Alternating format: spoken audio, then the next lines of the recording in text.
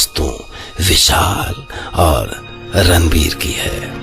उन दोस्तों की कहानी जो खौफ की उस हद से गुजर गए जहां से कोई वापस नहीं लौट पाता। तो रणबीर सुनाएंगे अपनी वो दास्तान जो उनके दोस्त विशाल ने उन्हें सुनाई और जिससे वो बाल बाल बचे।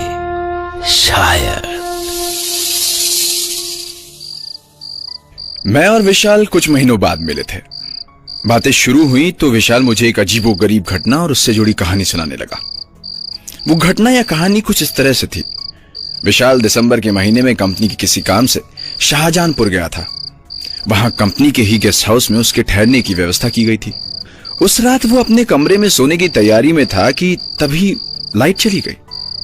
सर्दी की रात में वो खिड़की तक आया तो उसे नीचे कुछ दूरी पर एक अलाव जलता दिखाई दिया।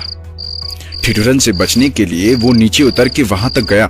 अलाव के इर्द गिर्द गांव के 3 लोग बैठे बातें कर रहे थे। विशाल ने उनसे बातचीत शुरू की। बड़ी सर्दी है भाई। बैठ जाओ बाबू, आग से आराम मिल गया। अब जाके जान में जान आ गई।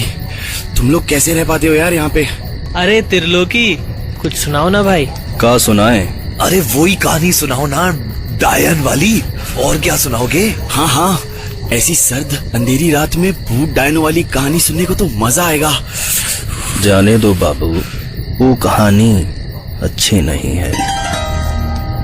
उस आदमी ने कितना मना किया कि वो कहानी सुनने की जिद ना करे, पर विशाल उसके पीछे ही पड़ गया था। ठीक है बाबू, सुनाते हैं, पर फिर मत कहना कि अरे सुनाओ। जगत सरकार कोई राजा से कम नहीं थे। बड़ा इज्जत, शान, शौकत, महल 2 महला था उनका। 80 गांव की जमींदारी थी उनकी। उनका हुक्म समझो कानून।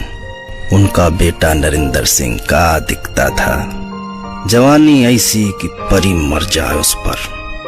जब पक्की पे बैठ कर निकलता था तो रियासत की औरतें आहें भरती थी कि हाय किसके नसीब में होगा नरेंद्र। और एक दिन जब नरेंद्र जयपुर की अपनी यात्रा से लौटा, सबने वो नसीबों वाली देखी।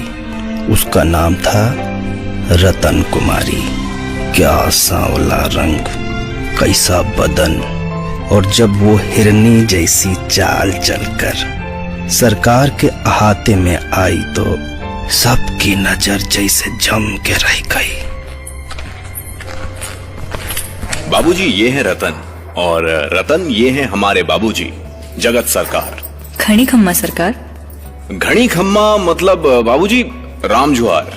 वाह वाह, पर बहू तेरा घनी खम्मा भी बहुत सुंदर लगा हमें। तू यही बोला फिर।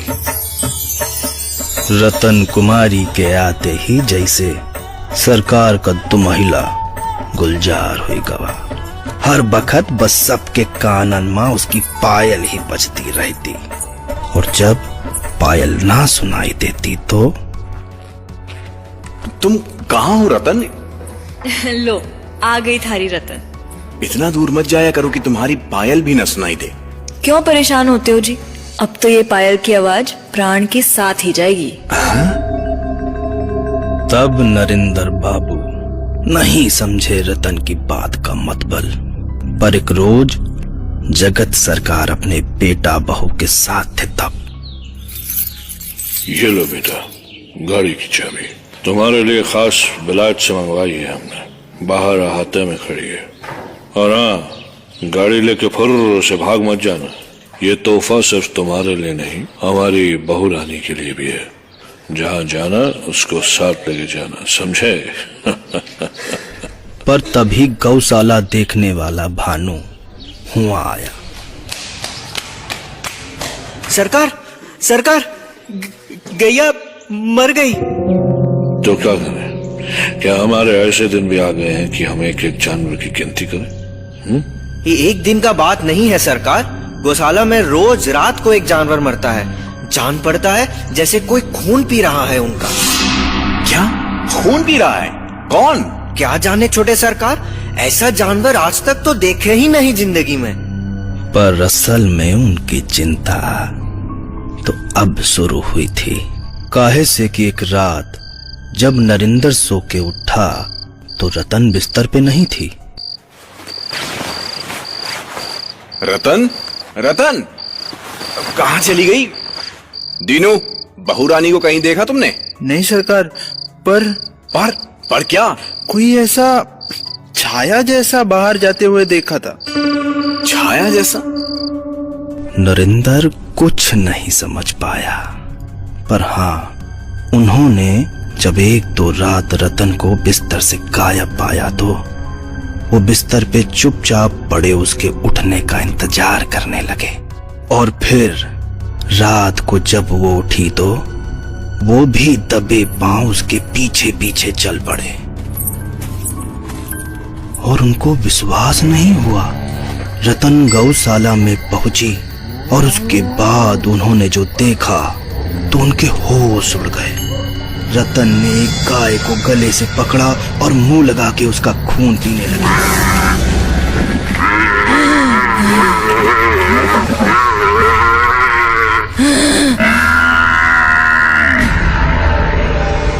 उस रात के बाद से तो नरेंद्र को ऐसा लगने लगा कि रात वो रतन के साथ नहीं, मौत के साथ सो रहे हैं, मौत के साथ। पर उन्हें कुछ करना था, इसीलिए वो जगत सरकार के पास गए। बाबूजी, ऐसे तो हमारा एक भी जानवर नहीं बचेगा। क्यों ना आप गौशाला को यहाँ से हटाकर 10 कोस दूर हमारे आखिरी गांव में कर दो और 50 आदमियों का पहरा बिठा दो। ठीक कह रहे हो तुम। आज ही कह देते हैं ऐसा करने को। अगली रात रतन उठ के सारा गांव छान आई, पर उसे कहीं कोई गाय नहीं मिली। तो अगली रोज वो इतनी कमजोर हो गई थी जैसे उसने 4 दिन से कुछ खाया ही ना हो। क्या हुआ? सुबह से लेटी हो? तबीयत ठीक नहीं है? कमजोरी लग रही है। अगली रात तो वो आखिरी गांव में बनी गौशाला तक हो आई, पर वहां ऐसा पहरा लगा था कि जागते रहो, जागते रहो। यहाँ तो पहरा लगा हुआ है, क्या करूं, कहाँ जाऊं? ऐसे ही हफ्ते बीतते गए और रतन की हालत ऐसी हो गई कि लगा वो बिस्तर से उठ ही नहीं सकेगी। इधर बहू की खराब तबीयत से परेशान जगत उनके कमरे में आ रहे थे कि तभी नरेंद्र ने रतन की सच्चाई जानने के इरादे से उसके माथे पर हाथ रख के कहा, सुनो, इतने दिन हो गए, वैद को बुला ले, वो नब्ज पकड़ते ही सब बता देंगे। बोलो, वैद को बुलाऊं? नहीं। नहीं क्यों? बुला लेता हूँ। नहीं। पर इस तरह से तो। हमने कहा ना, नहीं। तो बताओ, मैं तुम्हारे लिए क्या करूं? जान दोगे अपनी? क्या? अगर मुझे खून नहीं मिला तो नहीं बचूंगी मैं। ये क्या बोल रही हो? और वो अचानक उछल के बैठी और नरेंद्र की आंखों में झांकते हुए बोली, अगर मुझसे प्यार करते हो तो अपना खून पिला दो मुझे। क्या? कौन हो तुम? दिलारा, दिलारा डायन। और इससे पहले कि नरेंद्र कुछ कर पाता, दिलारा उसके सीने पर सवार हो गई। दिलारा ने उसकी गर्दन पर अपने लंबे दांत गड़ा दिए और उसका खून पीने लगी। पर तभी जगत सरकार उधर आ गई। कौन है तुम? कौन? छोड़ उसे। पर जब दिलारा की सच्चाई सामने आ ही चुकी थी तो उसे कौन सा डर बचा था। अगले ही झपट्टे में वो जगत सरकार की छाती बजा बैठी और उसे उनके भी प्राण निकालने में देर नहीं लगी।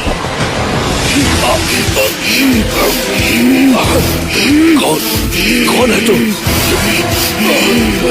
पर छोटे और बड़े सरकार की मौत से दिलारा की सच्चाई खुल गई और गांव वालों ने उसे पेड़ से बांध के आग के हवाले कर दिया।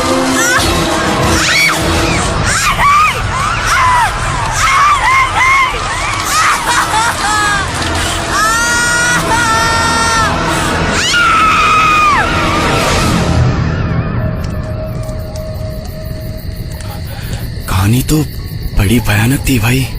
पर बाबू, जैसा हमने कहा था आपसे, ये कहानी सुन के आपने गलती कर दी। क्यों? सुन ली तो सुन ली, बस इसमें क्या है? बस नहीं बाबू, बहुत बुरा किया आपने। आखिर क्यों नहीं सुननी थी कहानी? क्योंकि बाबू, ये कहानी सुनने के बाद कोई जिंदा नहीं रहता। विशाल की कहानी में बुड्ढे के मुंह से निकली इस बात पर मैं भी हंस पड़ा। पागल थे वो सारे। अरे अभी मैंने भी तो ये कहानी सुनी ना, और देखो देखो, मैं जिंदा हूं। यही बात मैंने भी उस बुड्ढे से कही थी, और उसका जो जवाब उसने दिया वही मैं तुम्हें दे रहा हूं। क्या जवाब? वो मरे हुए लोगों को नहीं दिखाई देती, पर जरा पीछे मुड़ के देखो, कहीं वो तुम्हारे कंधे पर तो नहीं बैठी।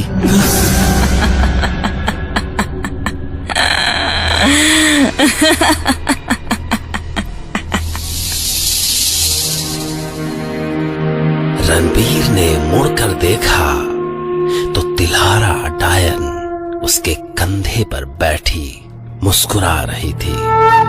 इसके बाद रणबीर से हमारी मुलाकात नहीं हुई, पर सवाल है कि ये कहानी तो रणबीर ने भी सुनी, मैंने भी सुनी, और अभी अभी आपने भी। तो क्या हम अगली कहानी सुनने और सुनाने के लिए कल तक जिंदा रहेंगे? क्या जाने, शायद और शायद नहीं भी।